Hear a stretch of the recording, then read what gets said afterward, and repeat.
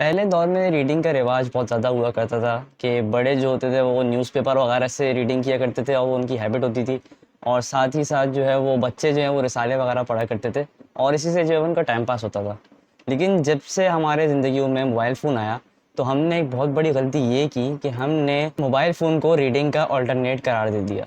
और हम लोग अपने टाइम पास करने के लिए अब इस मोबाइल फ़ोन का ज़्यादा इस्तेमाल करते हैं बजाय इससे कि हम लोग रीडिंग करें। बल्कि अगर देखा जाए तो रीडिंग का रेशो तो तकरीबन काफ़ी कम हो चुका है, ख़ास तौर पे जो अभी नई नस्ल आ रही है, इसमें तो रीडिंग का बिल्कुल ही कोई रुझान नज़र नहीं आता।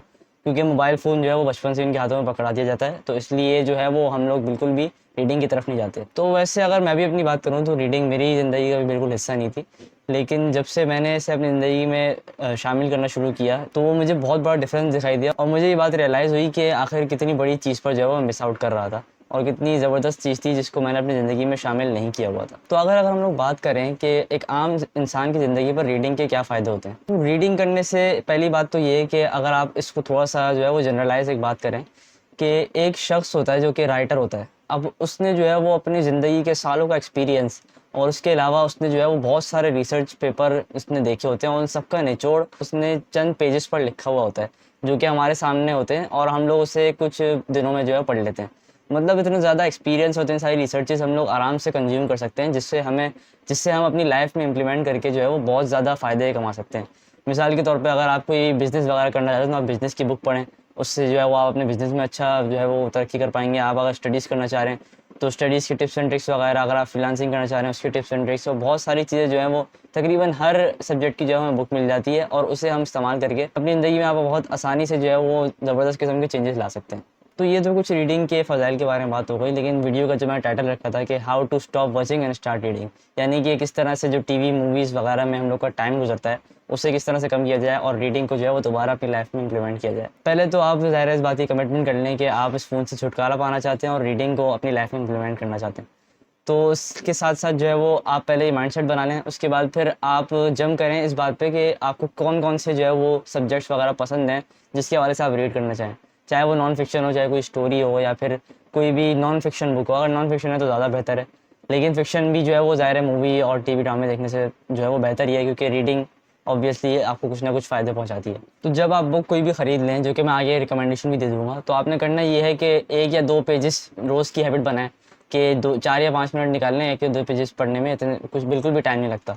तो आप वो पढ़ना शुरू करें और आपका इंटरेस्ट जो है वो खुद ही डेवलप होना शुरू करेगा। जब तक आप एक्शन नहीं लेंगे, जब तक आपकी ज़िंदगी में कोई चेंज नहीं आएगा। और फिर इसी तरह जो है वो मूवीज़ देखने की जो फ्रीक्वेंसी है, इसे आहिस्ता-आहिस्ता तोड़ते जाएँ। ज़ाहिर है एकदम से आप जो है वो कोल्ड टर्की मोड पे चले जाएँगे, एकदम से छोड़ देंगे, तो वो भी आपको जो है वो नुकसान ही देगा और आप बार-बार जो है ज़ाहिर है एक एडिक्शन एक डेवलप हो जाती है। उसको तोड़ना भी इतना आसान नहीं होता। और आपको मैं भी कोई बुक रिकमेंडेशंस भी दे देता हूँ जो कि आप पढ़ सकते हैं, जो कि बहुत ज़बरदस्त बुक है जिससे आप शुरुआत कर सकते हैं। पहली तो है जो कि फ़िक्शन नॉवल की अगर बात करें तो मैंने बहुत कम पढ़े हैं। एक शर्लॉक होम्स और दूसरा है जो कि उर्दू नॉवल है, जन्नत के पत्ते। बहुत मशहूर नॉवल है, बहुत ज़बरदस्त किस्म का नॉवल है। और कुछ नॉन फ़िक्शन बुक्स हैं वो भी मैं आपको रिकमेंड कर देता हूँ। उनमें से जो है वो मेरे पास रखी हुई भी मैं आपको दिखा भी देता हूँ।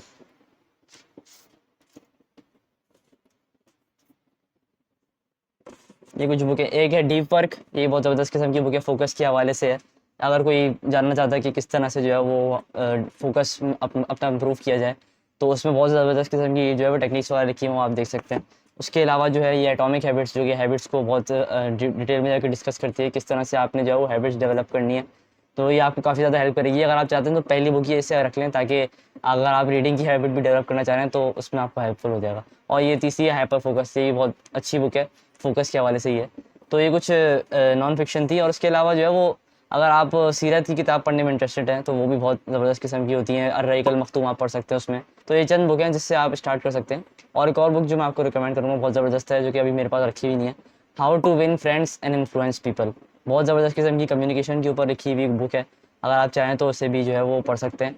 और यही वीडियो का पैगाम था कि मैं इसमें बस जल्दी-जल्दी से एक पैगाम देना चाह रहा था कि अपनी ज़िंदगी में रीडिंग को जो है वो इम्प्लीमेंट करें। क्योंकि बुक्स जो है एक बहुत बड़ी नेमतों में से एक ही है हमारे पास जो मौजूद है। अगर हम लोग देखें तो अल्लाह के यहाँ भी जो है वो इन किताबों की बहुत ज़्यादा अहमियत है, क्योंकि अल्लाह ने अपनी किताबें जैसे कुरान मजीद और तौरात इंजील जो भी पहले आईं, तो उनको किताबों की शक्ल में जो है वो फ़ॉर्म करवाया। और अगर किताबों की इतनी ज़्यादा अहमियत ना होती तो अल्लाह ताला कभी भी अपने मुक़द्दस कलाम को किताबों की शक्ल में नहीं लेकर आते। तो इसीलिए इस वक़्त जो है ये बहुत बड़ा जो मोबाइल का जो दौर है जिससे हम लोग गुज़र रहे हैं, कि हम लोग जो है वो हर वक्त इसको इस्तेमाल कर रहे होते हैं। यहाँ तक कि आप जाके एक टास्क भी मैं आपको दे सकता हूँ कि आपके पास एक डिजिटल वेलबींग का ऑप्शन होता है, जिसमें जाके आप चेक कर सकते हैं कि आप रोज़ कितने घंटे फ़ोन यूज़ करते हैं। तो ये भी हम लोगों ने बहुत ज़्यादा फ़ोन जो है इस्तेमाल करना शुरू कर दिया, और फिर हम लोग बोलते हैं कि हमारे पास अच्छी हैबिट्स के लिए जो है वो टाइम नहीं है। तो अपनी पूरी कोशिश करें कि जो अच्छी हैबिट्स हैं उसमें ज़्यादा अपना जो है वो एनर्जी और अपना फोकस वगैरह लगाएं, और इस फ़ोन से जो है वो ज़्यादा से ज़्यादा छुटकारा पाएँ।